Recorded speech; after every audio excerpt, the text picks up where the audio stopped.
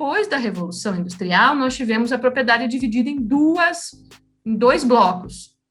A propriedade material, que é a propriedade física, e a propriedade imaterial, que trata da titularidade sobre ideias. E nessa titularidade sobre ideias é que a base vai ser exatamente o direito de autor, ou seja, o reconhecimento daquela pessoa que foi o criador daquela obra, quem foi o desenvolvedor daquela ideia, quem foi o descobridor daquele determinado elemento, daquela determinada coisa. É isso que vai ser protegido na propriedade material. E é aí que surge o direito de autor. Então, todos nós temos direito a ser reconhecidos como criadores daquela determinada ideia, daquele determinado produto, daquele determinado serviço, daquele determinado design. Essa proteção imaterial, que vai começar no direito de autor de ser reconhecido, ela vai se dividir em dois grandes blocos: o reconhecimento moral e o direito a ganhos econômicos. O direito moral, ou seja, o direito a ser reconhecido como autor, é personalíssimo. O que isso quer dizer? É exclusivo da pessoa que criou aquele bem, que criou aquele produto, que criou aquele design, que criou aquele serviço, que trouxe à luz aquela ideia. Já o direito econômico é o direito de exploração, o direito de tirar lucros daquele bem. Esse direito pode variar de titularidade. Pode estar junto com o direito da pessoa que criou, ou seja, que tem o direito moral, ou conforme determina a legislação, como no caso das relações trabalhistas, como no caso dos servidores, como no caso dos alunos, o direito à exploração econômica pertencer a outra pessoa, no nosso caso, a universidade. Nas coisas criadas na universidade, por exemplo, o direito moral de ser reconhecido como autor é sempre daquele criador, seja aluno, seja professor, seja técnico administrativo. Já o direito de exploração econômica é da Universidade Tecnológica Federal do Paraná e, em última instância, do governo federal. Então, aí que a gente vai ter a base do direito de propriedade imaterial, de exploração econômica e na parte de reconhecimento aí dos direitos morais. Essa propriedade material vai ter uma proteção bastante grande dentro do campo do direito civil. Mas ela vai se dividir em dois grandes blocos. Um bloco que é o da propriedade industrial, que são daquelas coisas que seguem para a produção e circulação de bens ou serviços, ou seja, vai servir ao setor industrial e vão estar lá no Código de Proteção de Propriedade Industrial. Outra parte que não se destina especificamente ao setor produtivo, tá? Que vai estar ligada aos direitos autorais. Então, aqui nós temos os livros, as obras literárias, melhor dizendo, as obras lá, artigos, textos científicos, e aqui que a gente vai ter o software, aqui que a gente vai ter o próprio design, é aqui que nós vamos ter a proteção às fotografias, a proteção à música,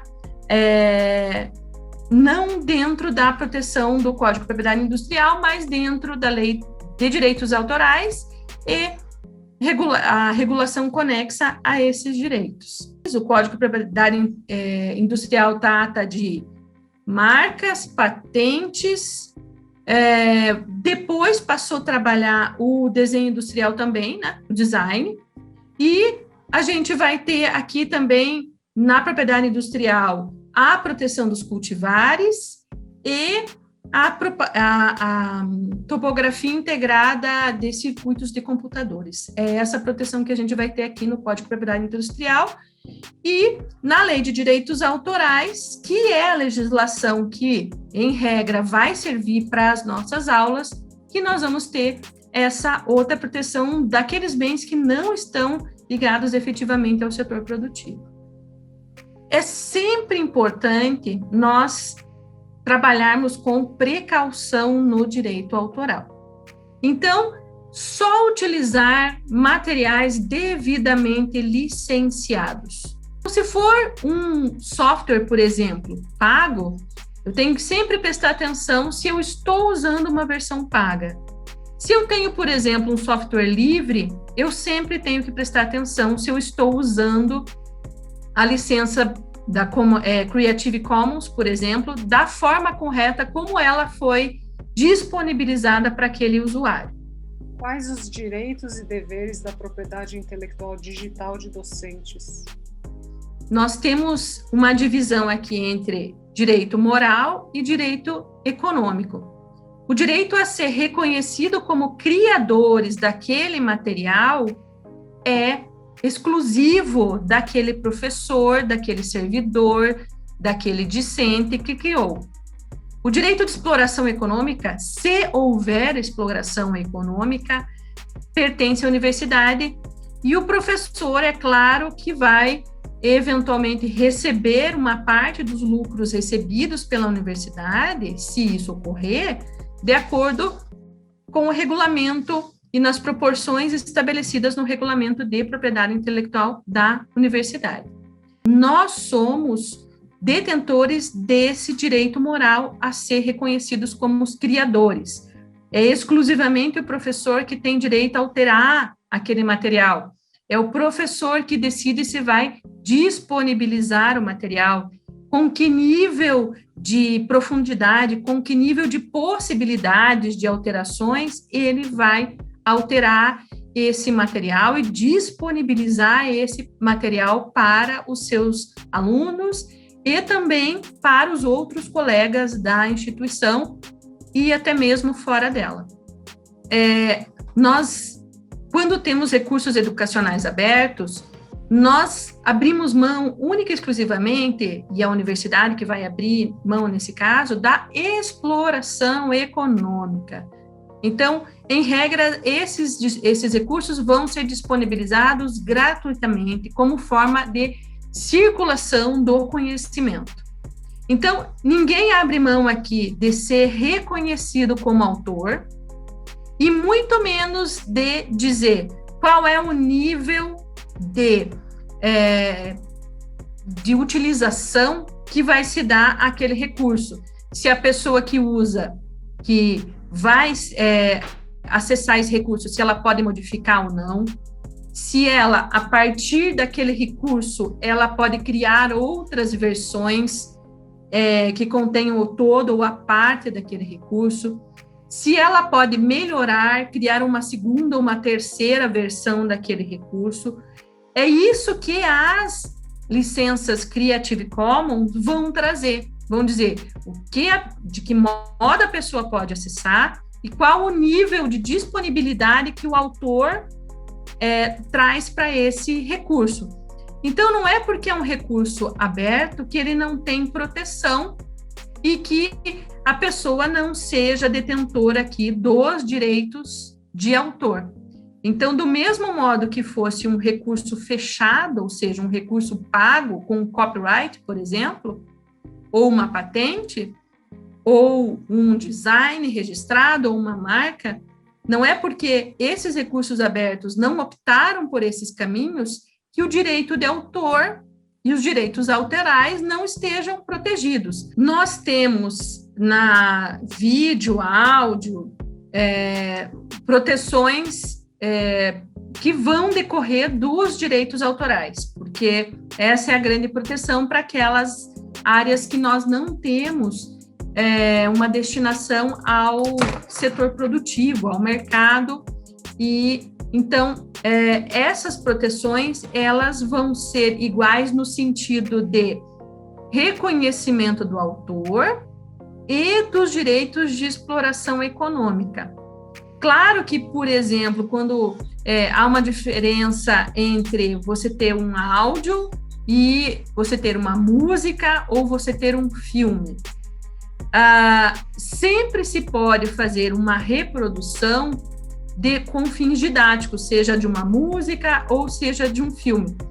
Nesse caso, a gente também tem que lembrar de estar usando uma cópia do filme ou da música devidamente licenciada. Então, eu preciso pesquisar ali na internet, onde eu tirei, por exemplo, se essa é uma cópia autorizada ou não, e se algum tipo de licença precisa ser paga, lembrando que a gente não faz uma reprodução comercial, é sempre para fins didáticos, e em regra, a legislação diz que a reprodução para fins didáticos, ela é gratuita. Mas eu preciso sempre ver se não existe algum tipo de proibição. Se não houver proibição, é porque é permitido usar dentro das regras gerais.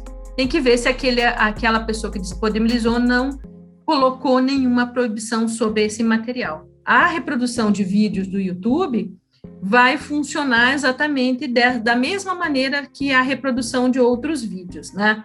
Eu vou ter que verificar aquilo que foi disponibilizado, por quem foi disponibilizado, se não é algo não autorizado, tá? Se aquele conteúdo que está ali no YouTube não tem nenhuma informação muito descarada de que aquilo não tem autorização para ser demonstrado, não é? Se pertence ao autor daquela obra, muito melhor, tá? E se eu estou reproduzindo de maneira não comercial. Quando a gente fala de YouTube, às vezes tem alguns cursos que foram pagos pelo professor, por exemplo.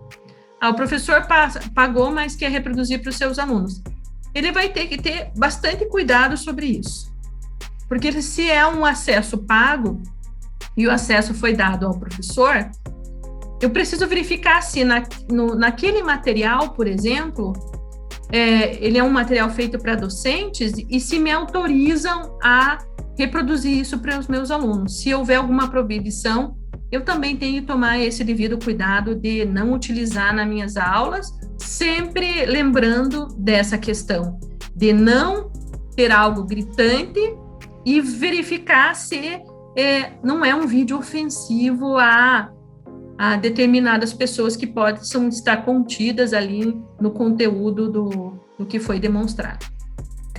Eu gostaria bastante de lembrar aos professores que existe um código de ética do servidor público, ao qual nós estamos submetidos. Um código de ética que deriva do princípio da moralidade, um dos 5 princípios que regem a administração pública. Então, os princípios são legalidade, impessoalidade, moralidade, publicidade e eficiência. O princípio da moralidade, ele é um atributo do servidor público. Então, a Constituição Federal já determina que nós precisamos ter valores éticos e valores morais extremamente firmes. Então, na escolha dos materiais que nós vamos utilizar, isso aparece de forma bastante acentuada. Não vamos utilizar nenhuma licença pirata, cópias piratas, cópias não autorizadas, exatamente porque nós estamos aí correndo o risco, eventualmente, de sermos acusados de não seguir essas regras que são determinadas lá no Código de Ética do Servidor Público. Então, somos nós que precisamos ser vigilantes na escolha dos materiais, na escolha dos conteúdos, né? Aí, não cabe censura no sentido de que tipo de ideias ali vão estar contidas no sentido científico. Eu não estou falando de contexto outro que não seja científico, mas nós precisamos sempre verificar que tipo de fonte nós estamos usando e se nós estamos seguindo a legislação. Isso não é um plus, isso é uma obrigação legal do servidor. Ainda mais numa instituição pública que é regida por um código de ética pública que exige esses princípios de moralidade. Seja e-book, seja impresso, a principal questão aqui é uma divisão entre copyright e Creative Commons. A gente já não optou por copyright, ou seja, vai excluir a possibilidade de exploração econômica. Claro, quando eu tenho uma fotografia, quando eu tenho trabalho de design gráfico, imagine que vocês criam uma estampa para um tecido, né? Lá nos recursos abertos. Eu também, em regra, não permito modificações, alterações na obra. E alterações que não vão poder ser feitas nunca, independente se o autor está vivo, se ele já faleceu, né? Não vai poder ser feito alteração naquela obra. O professor pode reproduzir qualquer tipo de conteúdo textual online na sua aula? Não, ele tem que prestar atenção naquilo que esteja devidamente autorizado e citar fontes. O professor pode reproduzir qualquer imagem fotográfica ou de ilustração ou de projeto em sua aula? Não pode. Ele só pode reproduzir aquelas imagens que ele tenha possibilidade, seja as que já estão divulgadas em livros, seja nos sites dos autores, desde que haja autorização para reprodução didática, não precisa para autorização comercial. O professor pode reproduzir música na aula online? A música online pode ser reproduzida desde que seja de um site oficial que já tenha devidamente pago ou transacionado os direitos daquele autor da música. Então, se nós temos um site legalizado, ele pode reproduzir a música. Não pode utilizar-se de sites piratas. O professor pode indicar softwares que não sejam de domínio público para alunos? Indicar, ele não pode exigir que os alunos usem softwares pagos. Não pode ser feita essa exigência, a não ser que esses softwares pagos sejam disponibilizados pela UTF-PR. Nós não podemos gerar esse tipo de gastos para os alunos. Se o professor quiser utilizar, ele terá que utilizar um software não pago ou algo já disponibilizado na UTF-PR.